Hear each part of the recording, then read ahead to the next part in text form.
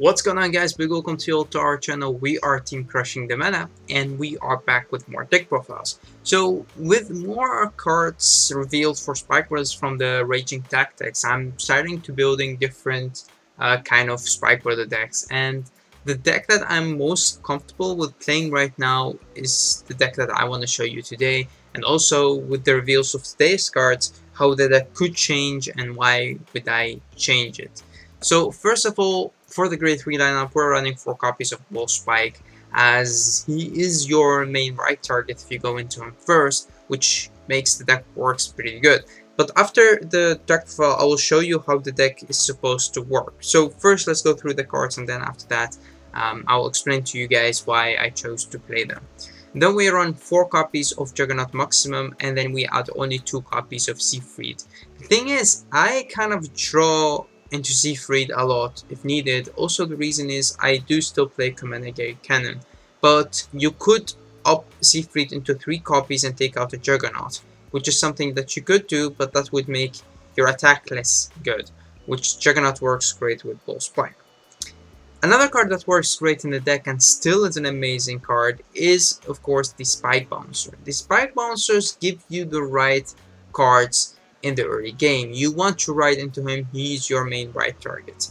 Then you have the Bracky. Bracky is the card you want to have in your hand, so you could call him, and with Spike Bouncer you could call a Bracky or a Juggernaut. That would be the best.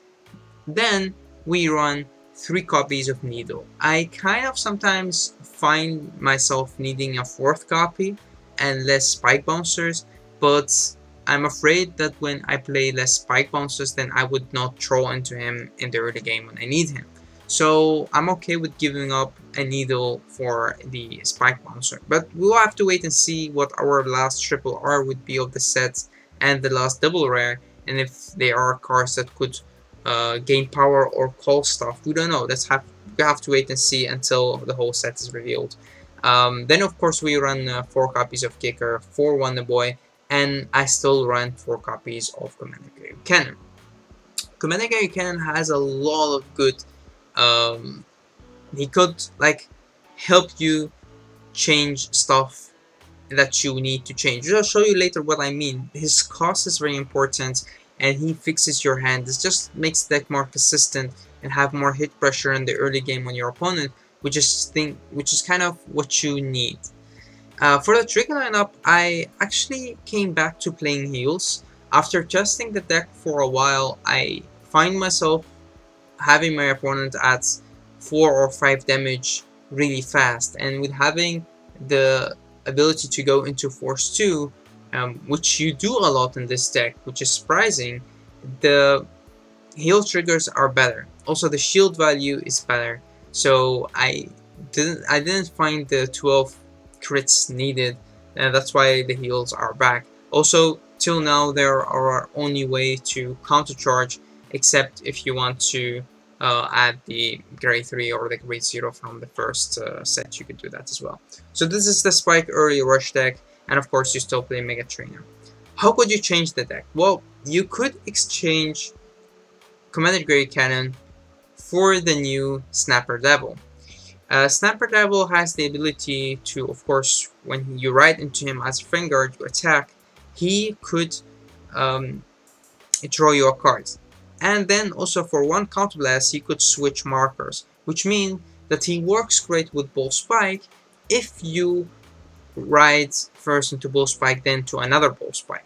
If you do that, then you do not have enough soul, and that's when the new Snapper Devil will be good. Something else that you could change is another Needle. You could add another Needle and take out a Spike Bouncer if you want to. That could work. And the last thing that you could change about the deck is put in an extra Siegfried if you do not draw into him, and that's when you could take out a Juggernaut if needed. Okay, how does the deck work?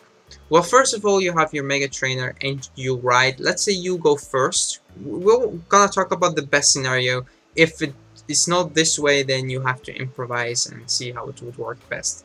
But you ride into Kicker, you end your turn, your opponent attack into you like you have 1 or 2 damage to work with, which is good. Do not guard that attack. If they attack with two times, then you guard the rear guard, or you take the rear guard and guard the Vanguard, so you do not get a crit in the early game.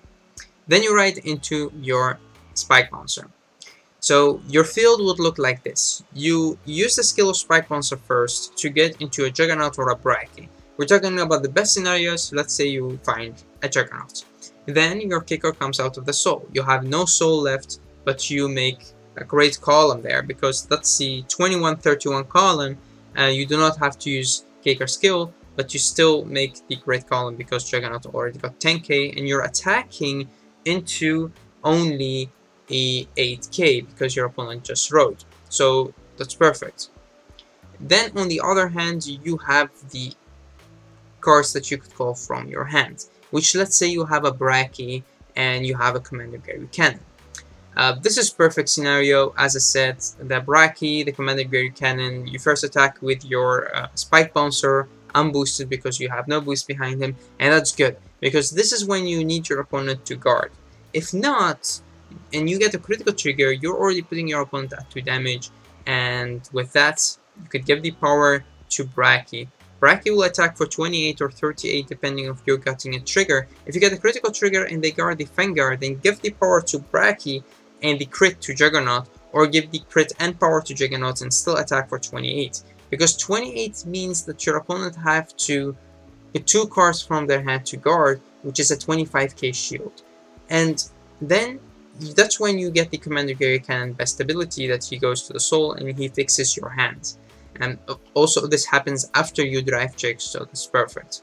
Then last but not least, you attack with the Juggernaut, which is a 31 with the extra crit, or a 41 with an extra crit, which is just so good. And that's when this deck becomes effective. You have only put 2 cards from your hand to the field, but you already have 4 units because of Spike Bouncer and because of Kicker. Next, you have your Spike Bouncer. You have 1 soul, which is the Commander Gary Cannon that you hit, and then you still have Kicker on the field. Let's say that your opponent took out your Bracky and you're left with the Juggernaut. Now you ride into Bull Spike. You get Force 2, you give it to the Vanguard. Why Force 2? Because your opponent's chilling at 4 or 3 damage and you could just rush them and kill them to hell with your first ride. Especially if you go first, then Bull Spike with Force 2 is amazing. Okay, then you activate your Juggernaut and you call him from the left column to the right column. Why? Because you want to make numbers. So your Juggernaut right here gets the extra 10k, and then let's say you call a Needle from your hand, or you call a Bracky, doesn't really matter. And then of course you have your Wonder Boy, which getting an extra 5k. You could put something back to the deck, which is good. And that's when you attack. You first attack with only 13. Mostly people would like to guard this, and if they're chilling on 3 damage, they have to guard this, because again, if you get a critical, you finish them off. But that's good, that's what you want. You want them to overguard this attack, which is only 13. You want them to put a PG in there, a heal trigger, more stuff just to guard that attack. Then you attack with the Juggernaut. The Juggernaut is 36, and first of course you get to draw and retire something from their field, because of Bull Spike ability. And that's when you Soul Blast 1. You have 3 soul. You Soul Blast 1, and you get the marker moving to Juggernaut maximum right here. The Juggernaut with the Wonder Boy, that's 21. With the 10k that Juggernaut got, that's 31. With the 5k that Wonder Boy gets, that's 36, which is an amazing number. And then you attack with Needle, boosted by Kicker, and you Soul Blast 2 more to move that marker to Needle as well, and that's when you have moved your marker around, and the marker will end up on the left side under Needle, so he has his continuous ability, he gets the extra 10k even in your opponent's turn, and that would be 30, and these are perfect numbers to attack into an opponent finger, which is only a 9k or a 10k. After that, we come to the turn that you finish your opponent off, and that's when you go into a Siegfried. So you have only Bull Spike, you have no more soul because you Soul Blasted or 3. And you have your marker sitting on the right, or left, your left. Alright, that's when you ride into a Siegfried and you use Force 2 marker on the other regular circle. You get Wonder Boy's skill, you get him to move to the other side because you already lost Kicker and you drew a card. You get to move him to the other side, and Needle mostly stays there because he's only at 20k, they would not be able to kill him. If you have the Juggernaut still left, then that's good. If you don't, then maybe you have him in your hands. You call the Juggernaut, and that's good. If you have the Juggernaut, do not use his ability. You have like 2 or 3 counterblasts, normally 2. You activate the skill of the General Siegfried to recall the Juggernaut and give him power, and do the same with Needle. Recall Needle and give him the power. After you have placed your Wonder Boy, of course, because then you put the triggers back to your deck and you shuffle. Then if you have a Kicker, that's perfect because you put that behind the Juggernaut, and that's when you're making a great numbers. Go back to the video, this video, and see how the field looks like turn before this turn. The Wonder Boy and the Juggernaut just switch lanes, and now this makes better numbers because now you're attacking into a 13 or a 12k.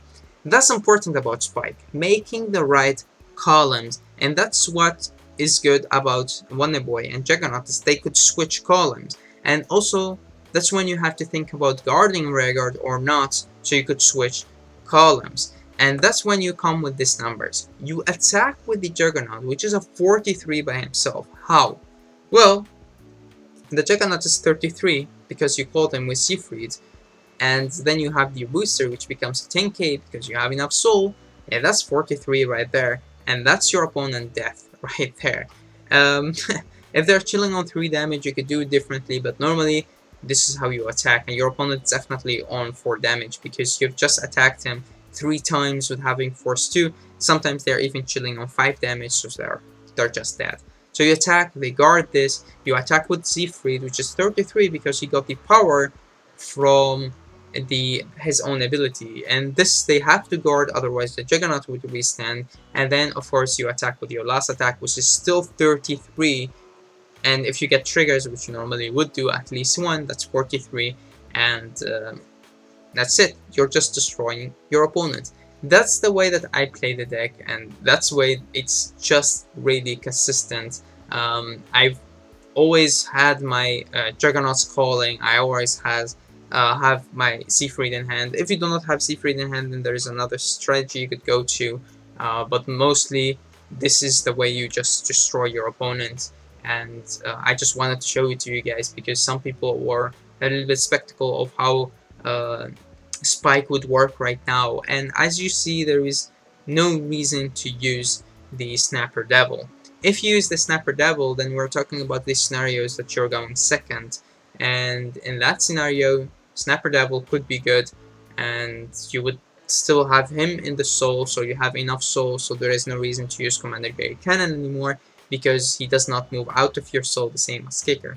So yeah, it could work, but I still find Commander Gary Cannon better, especially in the early game. In the late game, I could understand people using Snapper Devil if you're going into multiple ball Spike and using Force 1. If you're using Force 1, you're going into multiple ball Spike, then the Snapper Devil will be better because he could help out with moving your markers around, especially because you do not have enough soul to do that without the Snapper Devil, and also because mostly you do not go into Siegfried, so you have enough counterblasts to work with. And that's kind of it for this video. I would like to thank you guys for watching, and remember to go to our YouTube channel, visit our Facebook group, and like, subscribe, and tell us what you think about these kind of videos. Like, I would love to do this in real life for own area, but in real life I have reprinted the cards, but I will do a real life deck profile when we get the whole set completed, because still this is we have still 1 double rare and 1 triple rare and 2 commons to go, so the deck could change with the cards that we will get soon, or maybe we'll build a different deck with those cards. We don't know. Like the Balan Dragger is just not fit for this deck, but he does work good in another different deck, more of a control Spike deck, more of a deck that could give your opponent a lot of damage at once. So yeah. Thanks for watching it again. Until next time.